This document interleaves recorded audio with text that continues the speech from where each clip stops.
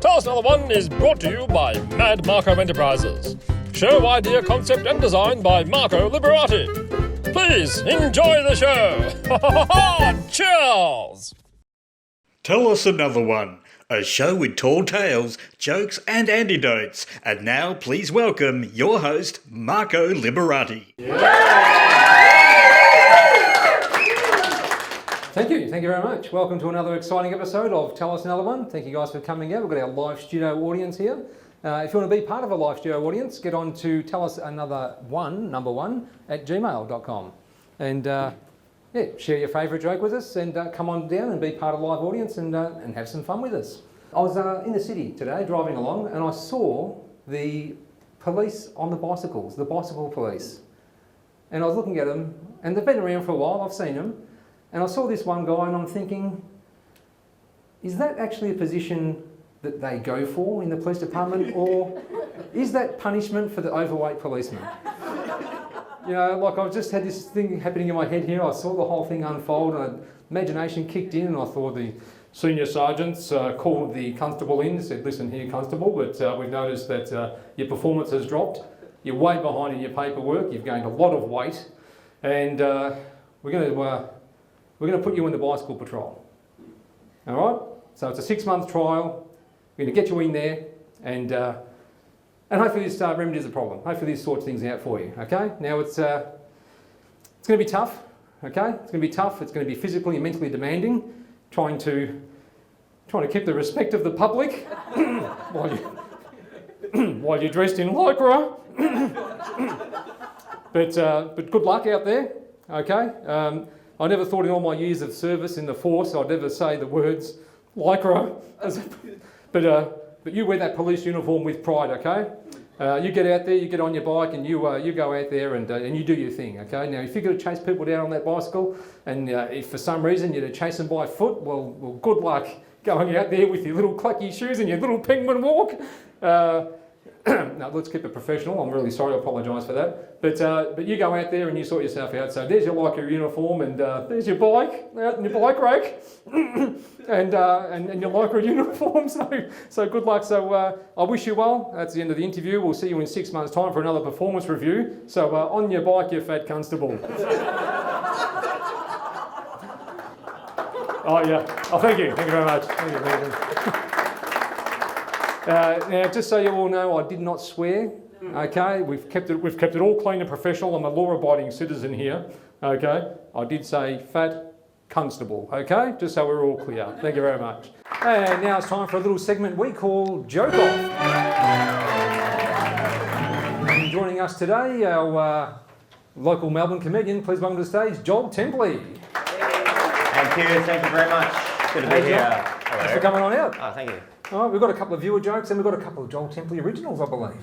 That is correct. Fantastic. All right, so we kick this off with, well, you can start if you like. I'll do one of mine, so just brace yourselves. This has been approved by Chanel number 31.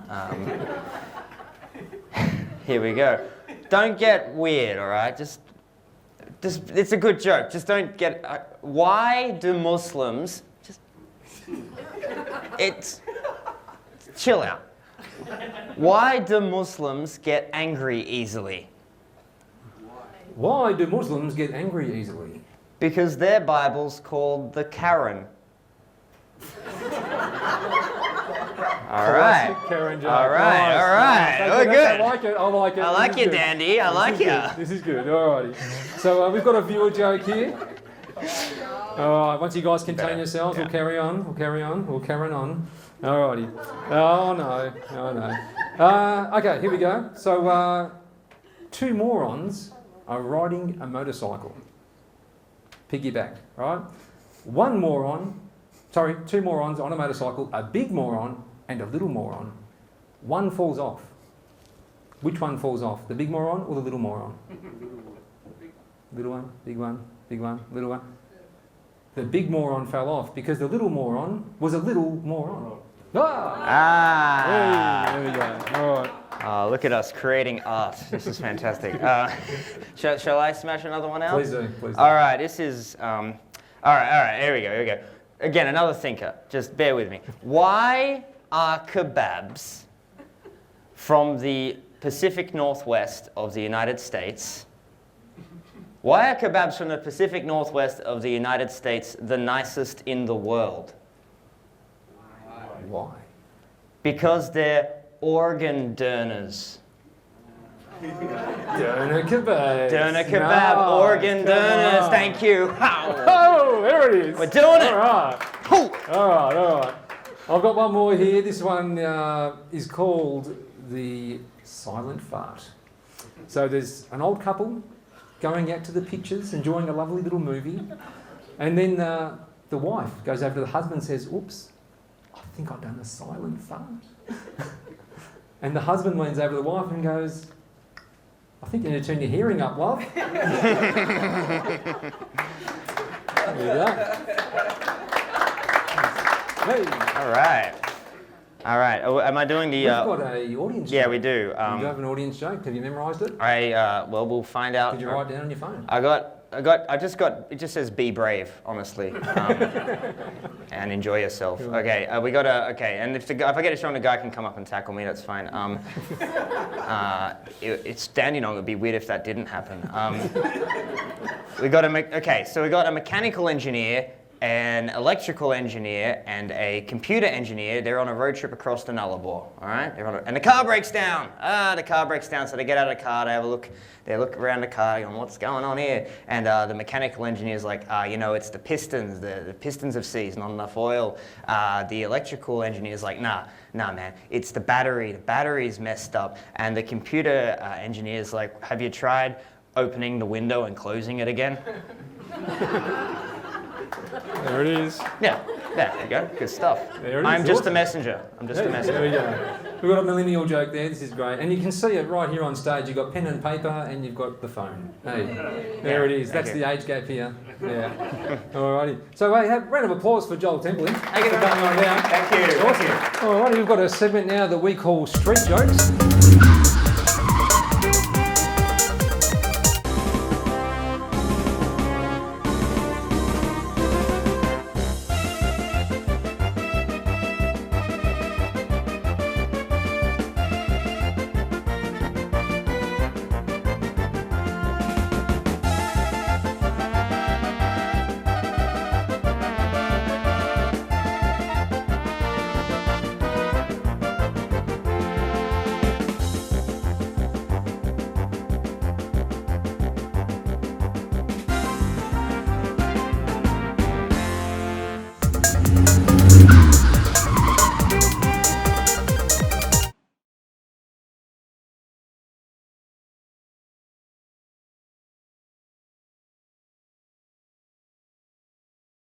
Tell us another one. A show with tall tales, jokes and antidotes. Back to bar jokes. We have our special guest, Terry Norse, come back to join us again at the bar. Hey. Thanks, Terry, for coming back in. No worries. You got a couple more bar jokes for us? Yeah, absolutely. Fantastic. All right, who should get cracking this time? Shall we? I'll start off with one. You can start off with I'll one. start off with Absolutely. one. Alrighty. Okay, let's start off with a dog walks into a bar, orders a martini. So the bartender says, certainly, there you go. That's $12.50. Anyway, the bartender goes, well, we don't see dogs in here very often drinking martinis. And the dog says, well, at $12.50, I'm not surprised. I met a bloke at the bar the other day, been to the doctor's. Apparently the doctor said to him, what's up with you? He said, it's not me, it's my brother. He said, what's up with me? He said, he thinks he's an orange. He said, well, you better bring him down to see me. He said, I've got him in my pocket. There's a guy at the bar. And he spots this beautiful woman. And she's sitting down, having a few drinks, having a few quiet drinks on her own, having a nice night. And he goes over to her, he's had a few drinks, he's got a bit of courage up, and he's going, oh, how you going, sweetheart? God, you're beautiful, you're gorgeous. Oh, I'd love to get into your pants. And she turns around, she goes, oh, look, thanks for the offer, but I've already got one arsehole in there, thank you. So have you heard the one about Giuseppe and his mate, Macca? They go to Italy and they go to visit the Vatican.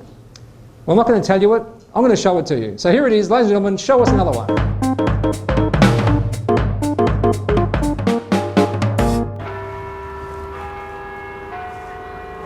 Oh, what a beautiful church. I'm going to go inside and have a look around, all right, Macca?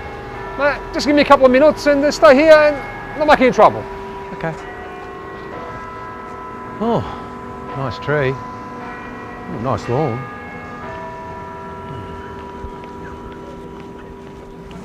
Thank you, Father. I appreciate making me look around. It's a very nice place you have here. Thank you. Oh, Macca, but what's going on here? You can't do this. Yeah,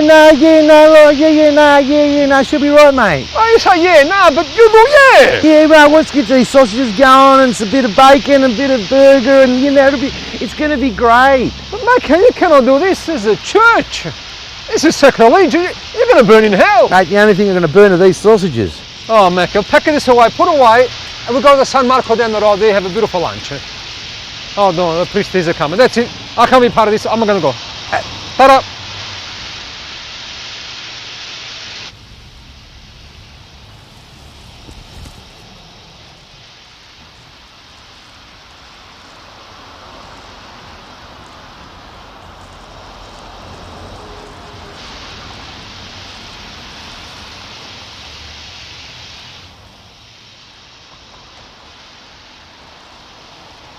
Macca, I don't believe the priest that he's come and he blessed the barbecue. No, he didn't bless the barbecue. He said, your mate behind the bushes, you barbecue, and you piss off. There you go, Giuseppe. I'm sorry you didn't get accepted into the church, mate. That's all right. It doesn't matter because I'm not Anglican. It's Anglican. That's what I'm saying, Anglican. Nah, it's Anglican. You can, they can, and so can I. Yeah, all right, I agree to that. Salute. Salute.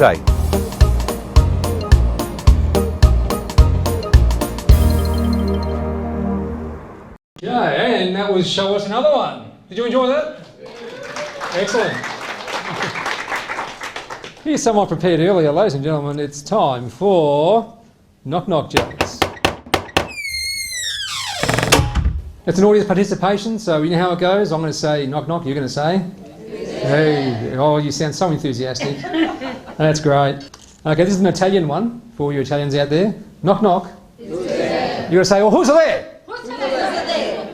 Alpaca. Alpaca the sandwiches, and you'll pack the picnic basket. Thank you very much. Knock knock. Theodore. This is an Italian one again. The door was open, so I just come inside. Oh.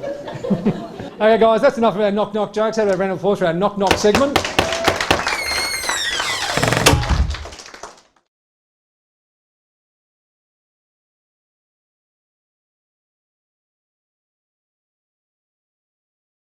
Tell us another one. A show with tall tales, jokes and antidotes. Hey. And now it's time for our guest comedian who came up earlier and done a couple of gags for us, and he gave us a couple of bonus ones. So he's going to see the show out tonight. So how about a round of applause for our guest comedian? Round of applause for none other than Joel Templeton. Sorry, Joel Templeton. Yeah, it's worse that you corrected it. No, it's all good. Matthew Liberati, everyone.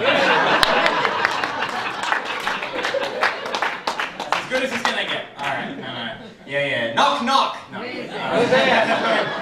do it. I'll bloody well do it. You can't. I'll do it. Don't tell. Oh, what a great crowd. What a magnificent crowd I had last night. I don't know what you guys are doing. No, I love it. It's good to be here in Dandy. Yeah. Now, don't worry. I know I'm the guy from before. I alienated half the audience with my school shooting joke, didn't I? Half of you went for the door. Don't worry. From now on, all my jokes are PG. They're pretty good. They're terribly distasteful and really inappropriate. But don't worry, they're really well crafted. It's good. It'll be fine. Okay, I lost all the momentum I built up with that Matthew Liberace joke, but I'll regain it. Good to be here. I'm from just up the road. I'm from Ringwood. From Ringwood, Ringers. I don't know what you guys call us, Ringers. I don't know, but like I shouldn't call it Ringwood. I should call it the name given to it by the traditional owners of the land, Car City.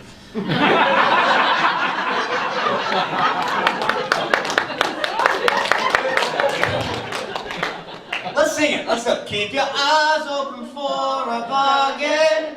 Car City. You're making me cry. The cockles of my heart have been warmed. Keep your eyes open for a bargain. car city. If you're in Ringwood, just keep your eyes open. Dodgy part of the world. Well, it was dodgy, but they've classed it up a little bit. It was dodgy, they've made it a little bit better recently, I've noticed. You know, for instance, you'll go to Ringwood Station at the wrong time of night, yeah, you'll still get glassed, but with a Crown Lager. You go to Ringwood Lake, you go down to Ringwood Lake, the kids are still ripping bongs.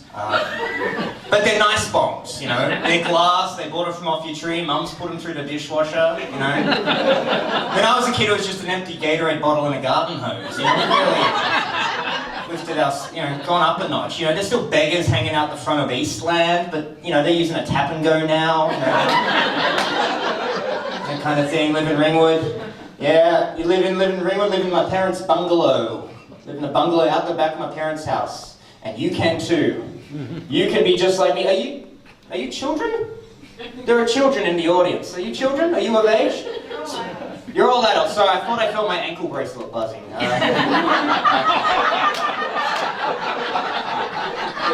Forgive me, I just need to be careful because that didn't look like 100 meters.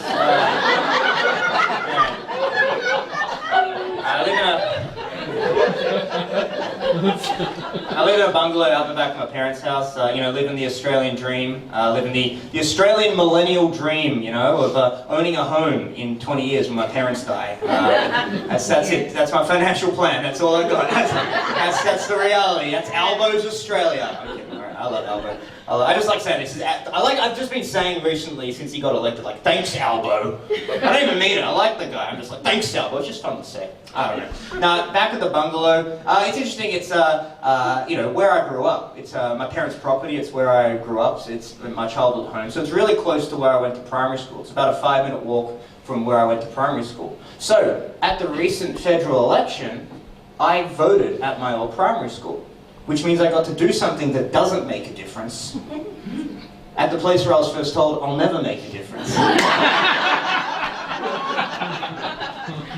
Which is a pretty brutal thing to hear at a parent-teacher night. But my mum has since apologised. Yeah, wow, that's what she would say when she opened my report card. Yeah, that's all good. All right, wow, that got dark. My mum, Jesus Christ, give it a break. Yeah, I got no backup plan if that joke doesn't work. You guys all go into a fetal position. I can't. I told you a school shooting joke half an hour ago, and you laughed at that. Anyway, I'll get back to prepared material. Sorry, sometimes I like to have a mental breakdown while I'm on stage. Is that okay? I don't know. When in Rome. All right, cool. Anyway, I live in a bungalow out the back of my parents' house. Felt like I covered that enough. But basically, yeah, my girlfriend lives with me in the bungalow because nothing's too good for my girl. Only the best for my princess. She's Russian. She's from Russia. We met in Moscow. I lived in Moscow for a year, about 6 years. That's funny. I lived in Moscow. All right, no crowd work. Sorry, you can't see them. Okay, I'll get back to you guys. All right, no. I don't know. Just trying to reach out to you, Dandy Knock. It's okay. Yeah, I met her in Moscow about 6 years ago. This Russian lady I'm going out with. Met her about 6 years in Moscow. She lives with me here now. She's got a permanent residency.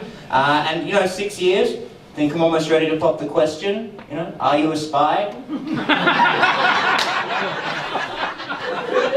But people do come up to me, they're like, oh, your girlfriend's Russian. What is she, like a spy? What is she, like a KGB agent? And I'm like, dude, she lives in Melbourne. Spies don't come to Melbourne. You know, the governments don't send their spies here. This is not a centre of geopolitical intrigue, okay? It's the world's most livable city, don't get me wrong. It's like the trams, the cafes, the graffiti. It rains more in Sydney. I get it. It's a nice place. But it's not where spies go. If you're a spy and your government sent you to Melbourne, that's a demotion. That means you screwed up your last mission, okay? They're joking about you at the Kremlin. They're standing around the vodka cooler. Svetlana, I hear you got assigned to Melbourne. What is this, 007 or 009? What the f*** am I doing? Yeah, what would be her mission here?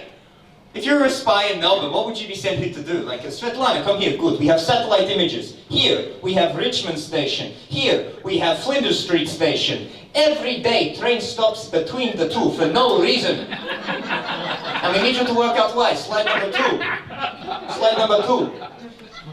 East Richmond Railway Station. We have never once seen train stop here. We think they have weapons cache under there. We need you to look into it. Yeah. Did you say true? I don't know. I can hear everything you say. It's fine. It's alright. She's Russian. Yeah, having a Russian girlfriend means I kind of... Good timing. Called COVID right on the punchline. Alright. Now, my girlfriend's from Russia, so, you know, I kind of get how Ukraine feels. Oh, it's not that dirty. No, don't worry. This joke's not that dirty. It's just a joke because we're in bed, she hogs the doona. Get it? Get it? I'll be lying there and she'll hog the doona. That's how I know. That's all it is. She hogs the doona and pegs me. That's all it is. Our safe word's NATO.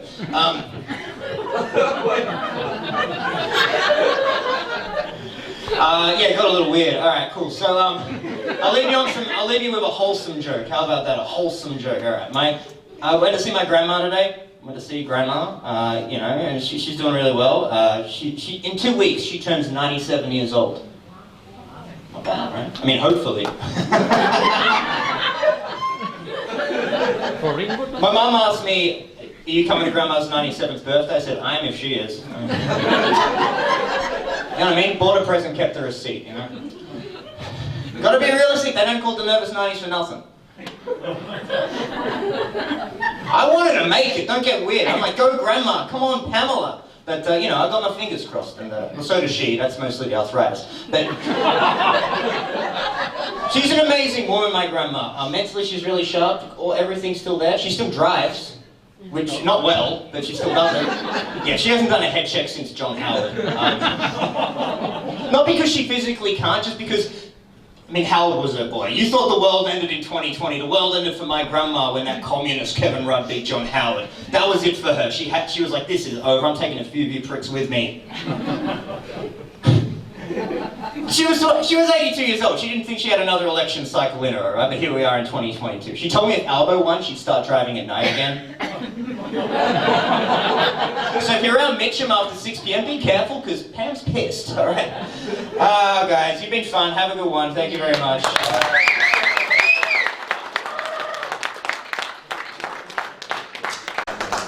Alright, one more time for Joel Kimberley.